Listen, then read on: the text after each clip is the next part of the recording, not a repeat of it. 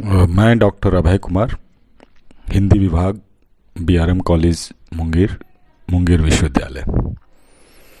प्रिय छात्र छात्राओं, मैं आपसे आज जिस विषय पे बात करना चाहता हूँ वो हिंदी ऑनर्स प्रथम वर्ष में एक चैप्टर है आलोचना का स्वरूप।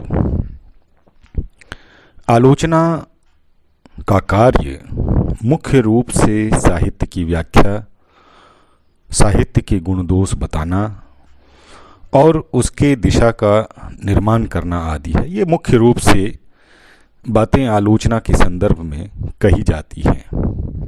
लेकिन आलोचना के संदर्भगत स्वरूप को अगर देखना हो तो जो आलोचना के प्रमुख कार्य हैं वह टेरी ईगल्टन, जो पाश्चात्य आलोचक हैं, उन्होंने इस संदर्भ में कहा है कि पाठक और रचनाकार के बीच आलोचक सेतु का कार्य करता है। मतलब कि जो रचनाकार रचता है और उस रचना में आए हुए संदर्भों को पाठक उसी तरह नहीं ले पाता, तो उस कमी को या उसकी विशेषताओं को आलोचक वहां तक पहुंचाने का कार्य करता है। आलोचना के स्वरूप विषय पर बात करते हुए हम कुछ परिभाषाओं को लेंगे और कुछ आलोचना के संदर्भ में जो बातें आई हैं व्याख्या के रूप में वह भी मैं प्रस्तुत करूंगा। डॉक्टर गुलाब राय ने आलोचना की परिभाषा को इस तरह से कहा है कि आलोचना का मुख्य उद्देश्य कवि की कृति का सभी दृष्टिकोणों से आस्वाद कर पाठकों को उस प्रकार से आस्वाद में सहायता देना तथा उनकी रुचि को परिमार्जित करना एवं साहित्य की गति निर्धारित करने में योग देना है। मतलब स्पष्ट है कि जो आलोचक हैं और किसी भी कृति की वो जिस तरह से वह देखते हैं या फिर उसका आनंद प्राप्त करते हैं, पाठकों को भी उसी तरह के आनंद से, उसी तरह की व्याख्या से, उसी तरह के उद्देश्यों को प्रस्तुत करना है। इसी तरह बाबू श्याम सुंदर दास ने आलोचना की परिभाषा देते हुए उन्होंने जीवन से जोड़ा है कि साहित्य का संबंध समाज से है। जैसे आप जानते हैं कि साहित्य का जन्म समाज में होता है, साहित्य समाज से प्रभावित होता है और फिर समाज को प्रभावित करता है। साहित्य समाज के अंतः संबंधों की व्याख्या हम इस तरह कर सकते हैं। बाबू श्याम सुंदर दास ने इसे परिभाषित करते हुए कहा है कि यदि हम साहित्य को जीवन की व्याख्या माने तो आलोचना को उस व्याख्या की व्याख्या मानना पड़ेगा। इसी तरह से प्रेमचंद ने भी साहित्य जीवन की आलोचना है कहा है। मतलब कि आलोचना कर्म किसी कृति की व्याख्या है और उस कृति की व्याख्या को समसामयिक संदर्भ में देखना होगा। यदि हम भक्ति काल की रचनाओं को देखें तो भक्ति काल के संदर्भ में उसकी व्याख्या करनी होगी। रीतिकाल हों या फिर रीतिकाल के बाद जो आधुनिक काल की रचनाएं हैं, अगर हम उसे समसामयिक संदर्भ से या फिर समसामयिक बोध से नहीं जोड़ते हैं तो वह आलोचना अधूरी होगी। और इसी क्रम को आगे बढ़ाते हुए नामवर सिंह कहते हैं कि आलोचना का कार्य संश्लिष्ट समसामयिक बोधों को परिभाषित करना और संगठित करना है।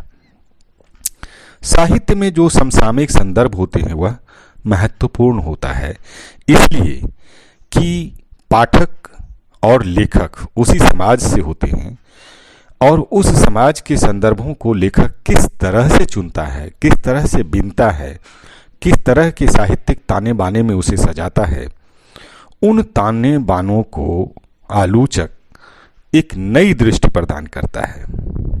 अब एक सवाल उठता है कि आखिर आलोचना शब्द की उत्पत्ति कहाँ से हुई होगी, कैसे इसको हम जानें। तो इसके लिए हम थोड़ा यूनानी भाषा में जाएं और रेने बैलेक एक बहुत प्रसिद्ध पाश्चात्य आलोचक हैं, उनकी किताब है आलोचना की अवधारणा। उसमें उन्होंने जो आलोचना को लेकर जिक्र किया है वह है कि यूनानी भाषा में क्राइटिस एक शब्द है, क्राइटिस, और यह शब्द जो है लगभग ईसा पूर्व 4वीं सदी का है। और उसमें जो क्राइटिस का अर्थ है जज, जिसको आप न्यायाधीश कहते हैं, और साहित्य में जब इसको हम लाते हैं तो वह क्रिटिकेस के नाम से जाना जाता है, क्रिटिकोस। और क्रिटिकोस का अर्थ होता है साहित्य का जज। इसका मतलब कि ऊपर की व्याख्या जो डॉक्टर गुलाब राय, बाबू श्याम सुंदर दास या फिर व्याख्या के रूप में प्रेमचंद और नामवर सिंह ने जिस तरह से व्याख्यायित किया है कि आलोचक एक जज की तरह है, जो वह साहित्य की कृति के प्रति अपना न्याय देता है, और यह न्याय किस तरह समीचीन होगा, अर्थपूर्ण होगा, वह हम विभिन्न आलोचकों की दृष्टि से देखते हैं। अब सवाल उठता है कि इस क्रम को कैसे हिंदी साहित्य में आगे बढ़ाया गया। तो हम आपको लिए चलते हैं हिंदी प्रदीप में 1881 में एक निबंध प्रकाशित हुआ था, और उस निबंध के निबंधकार थे बालकृष्ण भट्ट, और उस निबंध का शीर्षक ही था साहित्य जनसमूह के हृदय का विकास है। अब देखिए यहाँ पर साहित्य और समाज के संबंधों को अगर आप इससे जोड़ें तो यह स्पष्ट रूप से आपको ज्ञात होगा कि कोई भी साहित्य समाज से अलग होकर अपनी मंजिल को नहीं प्राप्त कर सकता है। इसी संदर्भ को आगे बढ़ाते हुए महावीर प्रसाद द्विवेदी ने कहा कि ज्ञान राशि के संचित कोष का नाम ही साहित्य है। इन्होंने ज्ञान राशि को जोड़ा, और वहीं पर आप जब रामचंद्र शुक्ल के पास आते हैं तो रामचंद्र शुक्ल ने हिंदी साहित्य का इतिहास और उसकी भूमिका में वो लिखते हैं कि जबकि प्रदेश देश का साहित्य, प्रत्येक देश का साहित्य वहाँ की जनता की चित्तवृत्ति का संचित प्रतिबिंब होता है। यह जो साहित्य में जो दर्पण के जो सिद्धांत हैं, आप अगर उसकी ओर देखें, जैसे आप आमतौर पे सुनते होंगे कि साहित्य समाज का दर्पण है, और दर्पणवादी सिद्धांत में यह व्याख्या की गई कि साहित्य समाज का दर्पण है। कुछ लोगों ने कहा कि नहीं यह दीपक है, कुछ लोगों ने कहा कि नहीं ये डायनेमो है। मतलब कि जो समाज में चीज़ें व्याप्त होती है उसको केंद्र में लाना, उसको प्रकाशित करना भी साहित्य का काम है। और आपको बहुत आश्चर्य होगा कि आलोचना की दिशा में अगर इसके महत्वपूर्ण योगदान को देखें तो आप पाएंगे कि आलोचना के कारण ही बहुत सारे महत्वपूर्ण कवि भी प्रकाश में आए, और उनमें से सबसे महत्वपूर्ण नाम गजानन माधव मुक्तिबोध का आता है। और गजानन माधव मुक्तिबोध जब आलोचना के क्षेत्र में अपनी अन्य कृतियों की जब वो व्याख्या करते हैं तो उसी संदर्भ में मुक्तिबोध ने कामायनी एक पुनर्विचार आलोचना की पुस्तक लिखी, और उसमें जयशंकर प्रसाद की कृति कामायनी की आलोचना कर उसमें एक नए दृष्टिकोण को स्थापित किया। अब आप समझ सकते हैं कि जो आलोचना का जो स्वरूप है और आलोचना के जो कर्तव्य हैं उसके चरण को क्रमशः अगर आप देखें, या फिर हम ये कह सकते हैं कि आलोचना के विकास के जो कारण रहे हैं वह निम्नलिखित बिंदुओं पर भी हम विचार कर सकते हैं। जैसे कि मुद्रण कला का विकास, जब छपाई कारखानों की स्थापना हुई तो किसी भी विषय को कई जगहों तक एक रूप में वह स्थानांतरित किया, लोगों के पास पहुंचाया। दूसरा कि राजनीतिक जागृति, तीसरा पत्र पत्रिकाओं का प्रकाशन, अंग्रेजी साहित्य से संपर्क, स्कूल कॉलेजों में हिंदी की पढ़ाई, पुस्तकों के प्रकाशन में वृद्धि, हिंदी में गद्य का प्रभाव, ये जो मुख्य कारण रहे हैं आलोचना के विकास के। और इसमें भी जो सबसे प्रमुख कारण रहा है कि हिंदी आलोचना के विकास में पाश्चात्य साहित्य की भूमिका महत्वपूर्ण रही है, और साथ ही जो बौद्धिक विकास हुए, जो तार्किक विकास हुए, वह भी आलोचना के विकास के प्रमुख कारक रहे हैं। अब हम विषयगत आधार पर अगर हम देखें कि हिंदी साहित्य में आलोचना का जो क्रमिक विकास है उसे हम 3 युगों में बांट सकते हैं, और 3 युगों में बांटने के जो आधार हैं वह आचार्य रामचंद्र शुक्ल हैं। चूँकि आचार्य रामचंद्र शुक्ल ने ही आलोचना की एक वैज्ञानिक दृष्टि का सूत्रपात किया, और वहीं से हम इसे 3 युगों में बांटते हुए जो प्रथम युग है वह शुक्ल पूर्व युग है, जो 1850 से 1920 तक है। दूसरा युग शुक्ल युग है, जो आचार्य रामचंद्र शुक्ल के नाम पर है, और वह युग 1920 से 1940 तक है। और फिर शुक्ल युग के बाद शुक्लोत्तर युग है, जो 1940 के बाद का है। आपने इस तरह से देखा कि हिंदी साहित्य में जो आलोचना का जो युग है उसको 3 भागों में विभाजित किया गया। शुक्ल पूर्व युग 1850 से 1920, शुक्ल युग 1920 से 1940, शुक्लोत्तर युग 1940 के बाद। आप देखेंगे कि जो आलोचना का जो क्रमिक विकास है, इस विकास को भी हम कई खंडों में बांटकर समझ सकते हैं। शुक्ल पूर्व हिंदी आलोचना 1850 से 1920 को भी हम 3 भागों में बांटकर समझ सकते हैं, और यह जो 3 भाग है, भारतेंदु पूर्व हिंदी आलोचना, भारतेंदु युगीन आलोचना और द्विवेदी युगीन आलोचना। आप जानते हैं कि हिंदी साहित्य का जो आधुनिक काल है वह 1850 से आरंभ होता है, और 1850 के बाद हिंदी साहित्य में भारतेंदु हरिश्चंद्र का नाम उल्लिखित है। इसीलिए आलोचना के क्षेत्र में भी भारतेंदु को केंद्र में रख करके और आलोचना के युग का बंटवारा किया गया, जिसमें भारतेंदु पूर्व हिंदी आलोचना, भारतेंदु युगीन आलोचना और द्विवेदी युगीन आलोचना। द्विवेदी युगीन आलोचना का मतलब महावीर प्रसाद द्विवेदी से है। आप देखेंगे कि भारतेंदु पूर्व हिंदी आलोचना में जो मुख्य रूप से चीज़ें आई थीं वह था निंदा, स्तुति, ये सब चीज़ें भारतेंदु काल तक चलती रही हैं। और इसको आप देखेंगे तो आप जानते होंगे कि भक्ति काल में नाभादास का जो महत्वपूर्ण ग्रंथ है भक्तमाल, उसमें संत भक्त कवियों की जानकारी दी गई है, उनकी स्तुति की गई है। और रीतिकाल में आकर सरदार कवि ने मानस रहस्य में रीतिकालीन समीक्षा के आदर्श के अनुरूप शास्त्रीय समीक्षा की है। मिला जुला करके हम कह सकते हैं कि रीतिकाल तक जो आलोचना के स्वरूप हैं वह या तो स्तुतिपूर्ण है या फिर मोटे तौर पर एक टीका टिप्पणियों के माध्यम से उपस्थित हुआ है। लेकिन जो हिंदी आलोचना की बुनियाद हम कह सकते हैं वह भारतेंदु युग से ही शुरू होता है। आप जानते हैं कि भारतेंदु ने नाटक नामक निबंध में नाटकों की समीक्षा प्रस्तुत की, और वहीं से हम हिंदी आलोचना की शुरुआत मानते भी हैं। लेकिन भारतेंदु योगीन आलोचना में भी हम पाते हैं कि रीतिकालीन लक्षण ग्रंथों की परंपरा की सांस्कृतिक आलोचना हुई। ब्रज भाषा और खड़ी बोली गद्य में लिखी गई टीकाओं के रूप में प्रचलित आलोचना है। इतिहास ग्रंथों तथा कवि परिचय के रूप में लिखी गई आलोचना है।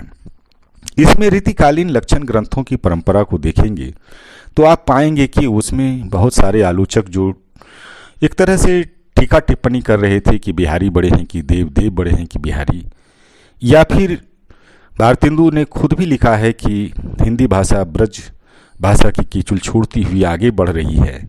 या फिर जो इतिहास ग्रंथों की रचना शुरू हुई, हिंदी साहित्य का इतिहास आप जानते हैं कि किस तरह से जो आलोचक आए और हिंदी साहित्य के इतिहास को संजोने का काम किया, लेखन का काम किया। भले ही वो बहुत तार्किक और अतार्किक दृष्टिकोण से गुजरे, उसकी आलोचना भी हुई है, लेकिन एक प्रयास हम पाते हैं। भारतेंदु युग में जो प्रमुख आलोचक हुए उसमें भारतेंदु हरिश्चंद्र, बद्री नारायण चौधरी, प्रेमघन और बालकृष्ण भट्ट। इसके बाद हिंदी आलोचना महावीर प्रसाद द्विवेदी के युग में प्रवेश करती है और इस युग में आकर जो आलोचना के जो स्वरूप हैं वह बहुत ही सुदृढ़ होता है। महावीर प्रसाद द्विवेदी युगीन आलोचना को अगर आप देखेंगे तो इनके भी कुछ प्रमुख बिंदु हैं जिस पर कि हम विचार कर सकते हैं। इन बिंदुओं में शास्त्रीय आलोचना प्रमुख है और शास्त्रीय आलोचना से तात्पर्य है कि जो शास्त्र आधारित ग्रंथ लिखे गए थे उसके ऊपर में टीका टिप्पणी है। दूसरा है तुलनात्मक आलोचना। तुलनात्मक आलोचना में पदम सिंह शर्मा ने 1907 में सादी और बिहारी पर तुलनात्मक अध्ययन किया। उसके बाद अनुसंधान परक आलोचना।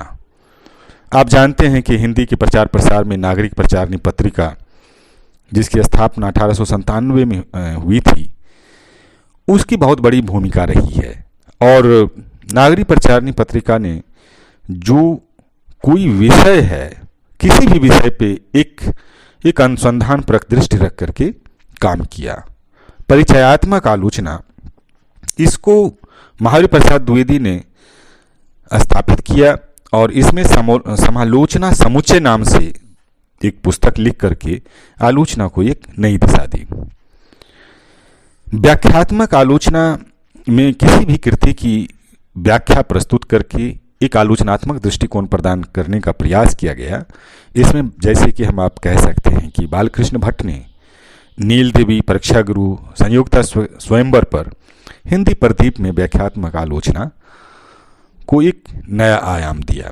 इस तरह से अभी आप देख रहे थे कि आलोचना क्रम के विकास में जो 1920 तक का समय है वह किस तरह से आलोचना क्रम को आगे बढ़ाया है।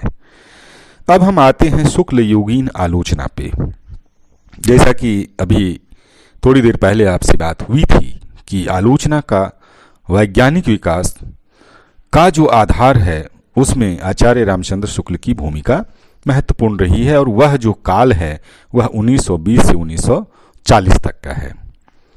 आचार्य रामचंद्र शुक्ल की आलोचना दृष्टि पर विचार करें तो उसमें 3 आधार महत्वपूर्ण हैं जिसके आधार पर शुक्ल ने आलोचना को एक नई दिशा दी। उसमें से विश्लेषण, एनालिसिस, विवेचन, इंटरप्रिटेशन, निगमन, इंट्रोडक्शन। कोई कृति की जो आलोचना है उसमें हम विश्लेषण, विवेचन और निगमन के आधार पर कर सकते हैं। और शुक्ल योगीन आलोचना के मानदंडों को अगर हम देखें तो वह नैतिकता एवं सुरुचि, शास्त्रीयता, देश काल की समीक्षा और सबसे महत्वपूर्ण कि तुलना और निर्णय, 2 कृतियों के बीच तुलना और उसके निष्कर्ष क्या हो सकते हैं, वह शुक्ल योगीन आलोचना की सबसे बड़ी विशेषता है। और आप जानते हैं कि हिंदी साहित्य इतिहास लेखन में शुक्ल ने हिंदी साहित्य के इतिहास को किस तरह से 4 भागों में बांटा: आदिकाल, भक्तिकाल, रीतिकाल और आधुनिक काल। यह जो एक आलोचना दृष्टि रही इतिहास को लेकर के, उसी तरह से साहित्य कृति को लेकर भी कई आलोचनात्मक दृष्टियां रही। और इस युग के जो प्रमुख आलोचक हैं वह बाबू श्याम सुंदर दास, बाबू गुलाब राय, लक्ष्मी नारायण सुधांशु, विश्वनाथ प्रसाद मिश्र और कई आलोचक हैं जिन्होंने की इस पर आलोचनात्मक दृष्टि डाली। शुक्ल के बाद जो तीसरा काल है शुक्लोत्तर हिंदी आलोचना, जो 1940 के बाद है। और आप जानते हैं कि 1940 के बाद की जो भारत की स्थिति थी, आज़ादी के करीब आ रहे थे, 1947 में आज़ादी मिली और उस समय साहित्य में भी इसके प्रति जो रुझान थे वह भी महत्वपूर्ण है। अब कैसे महत्वपूर्ण है, आप साहित्य के विद्यार्थी हैं और आप जानते हैं कि हिंदी साहित्य इतिहास में जो छायावाद है और छायावाद के बाद जो भी प्रगतिवाद, प्रयोगवाद, नई कविता वगैरह का जो ये क्रमिक विकास है वह कहीं न कहीं आलोचनात्मक दृष्टि को लेकर ही है।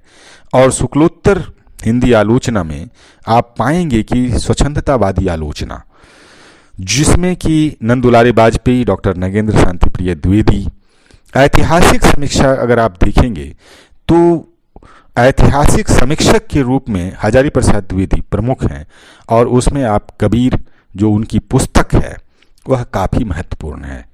आपने पढ़ा होगा हिंदी साहित्य के इतिहास में आचार्य रामचंद्र शुक्ल ने कबीर को वह स्थान नहीं दिया जो कि तुलसीदास और सूरदास को दिया है, लेकिन ऐतिहासिक समीक्षा के आधार पर हजारी प्रसाद द्विवेदी ने कबीर की एक नई स्थापना दी और भक्ति काल को एक नई तरह से परिभाषित भी किया। जैसा कि शुक्ल ने कहा है कि अगर जो भक्ति काल का जो आगमन है वह मुसलमानों के आक्रमण से है और हताश हिंदू जनता के पास में ईश्वर की शरण में जाने के अलावा कोई और रास्ता नहीं बचा था। ये आचार्य रामचंद्र शुक्ल की ऐतिहासिक समीक्षा है। वहीं पर हजारी प्रसाद द्विवेदी का कहना है कि अगर मुसलमानों का आक्रमण नहीं भी हुआ होता तो भक्ति काल का 12 आना साहित्य ऐसा ही होता। अब आप सोच सकते हैं कि जो ऐतिहासिक दृष्टि है और किसी भी आलोचक की आलोचना उसके ऐतिहासिक दृष्टि पर भी निर्भर करता है। अगर वह इतिहास को सांस्कृतिक दृष्टिकोण से समझना चाहता है तो इतिहास में सांस्कृतिक गतिविधियों को केंद्र में रखेगा। वहीं आप जब इरफान हबीब के पास जाते हैं तो आप पाएंगे कि जो भक्ति काल में जो निम्न जाति में जो भक्ति की जो गूंज नजर आती है, जो सुनाई देती है, वह इसलिए कि आर्थिक उपलब्धि निम्न जातियों में ज़्यादा हुई है। अब ये आप सोच सकते हैं कि भिन्न भिन्न इतिहास दृष्टि होने के चलते जो ऐतिहासिक समीक्षा है उसके आधार भी बदलते हैं। मार्क्सवादी आलोचना, आप जानते हैं कि विश्व के स्तर पर मार्क्सवाद किस तरह से फैला और मार्क्सवाद का जो आधार था कि समाज में 2 वर्ग होते हैं, एक शोषक होता है और एक शोषित होते हैं। शोषकों का वर्ग हमेशा शोषितों को नुकसान कर हो या फिर जिस भी तरह से अपना फायदा पहुंचाना चाहते हैं, और उसके लिए मार्क्स ने वर्ग संघर्ष का सिद्धांत दिया। एलिनिएशन थ्योरी, कई तरह के सिद्धांतों के आधार पर मार्क्स ने यह साबित किया कि जो समाज है वह आर्थिक समाज है। इस आधार पर हम समाज को मार्क्सवादी दृष्टिकोण से समझ सकते हैं। 1936 में लखनऊ में प्रगतिशील लेखक संघ की स्थापना हुई और उसके प्रथम अध्यक्ष प्रेमचंद हुए। प्रेमचंद ने प्रगतिशील लेखक संघ की स्थापना के साथ साथ साहित्य के महत्व पर भी एक बड़ा व्याख्यान दिया और उसने साहित्य और समाज के अंतः संबंधों की व्याख्या की और उस पर उन्होंने कहा कि साहित्य जीवन की आलोचना है, जो कि शुरू में ही आपसे हमने डिस्कस किया था। मनोविश्लेषणात्मक समीक्षा, मनोविश्लेषणात्मक समीक्षा मनोवैज्ञानिक दृष्टिकोण से व्यक्ति की सोच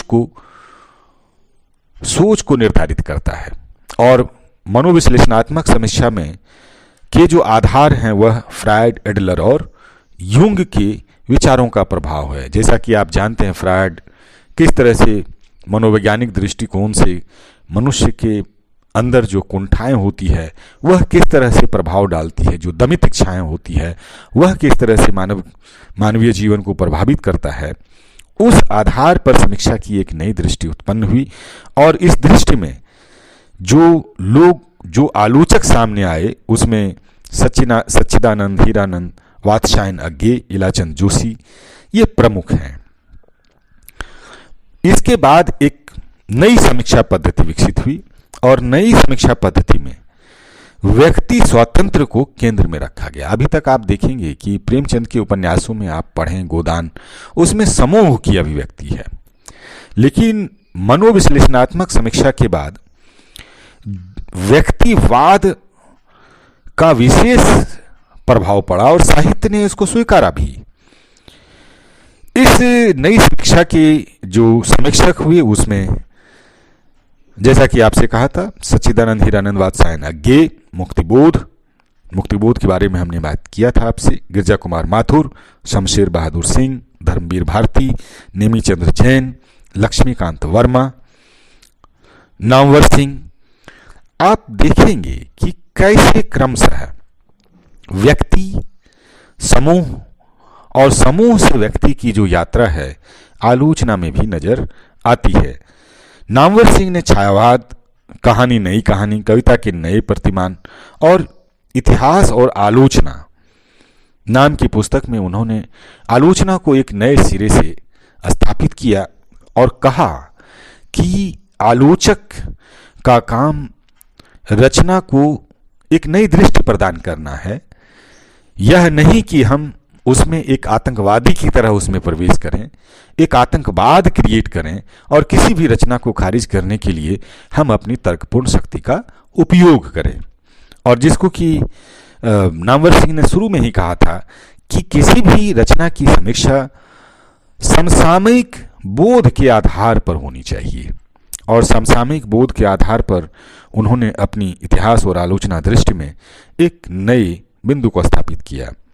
नई समीक्षा के जो और प्रमुख आलोचक हैं वो हैं रामस्वरूप चतुर्वेदी। ये जो एक आलोचना का इतिहास है, आलोचना के जो स्वरूप हैं उस पर हमने बात किया, लेकिन अभी तक जो बात हमने आपके सामने रखी है वो एक उस समय की स्थापना है जब साहित्य अपनी आलोचना के साथ सफर कर रही थी।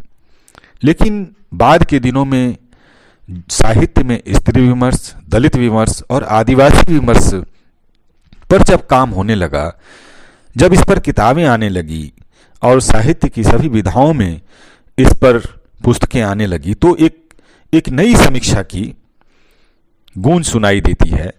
जब मैं अपनी किताब हिंदी साहित्य का संक्षिप्त इतिहास पर काम कर रहा था तो उसमें हमने देखा कि इस काल को हम क्या कहें नई समीक्षा के बाद। तब मुझे लगा कि जो व्यक्ति पहले समूह से व्यक्ति और व्यक्ति के बाद जो व्यक्तियों के परिणाम स्वरूप जो समाज में जो प्रभाव पड़ रहे हैं और उस प्रभाव से जो लोग प्रभावित हो रहे हैं वो कौन हैं। हमने पाया कि उसमें समाज की आधी आबादी स्त्री, जो समाज से निकाले गए लोग हैं, बहिष्कृत लोग हैं, वो दलित हैं, आदिवासी हैं। तो क्या इनके साहित्य की भी समीक्षा संभव है या नहीं। और हमने हिंदी साहित्य का संक्षिप्त इतिहास, उसमें हमने इस काल को मानववाद, मानव काल कहा। और अगर मानव काल है जिसमें एक व्यक्ति और समूह जो समाज के द्वारा प्रताड़ित है तो उसकी भी एक नई समीक्षा होनी चाहिए, और उसको हमने मानववादी आलोचना कहा है। इस तरह से आप देखते हैं कि जो आलोचना का जो स्वरूप है और जो उसका क्रमिक विकास है किस तरह तय होता है। आशा है कि आलोचना का स्वरूप, यह एक संक्षिप्त व्याख्यान आपके लिए उपयोगी साबित होगा और इस उपयोगिता के साथ में आपको कुछ लाभ हो। बहुत बहुत धन्यवाद।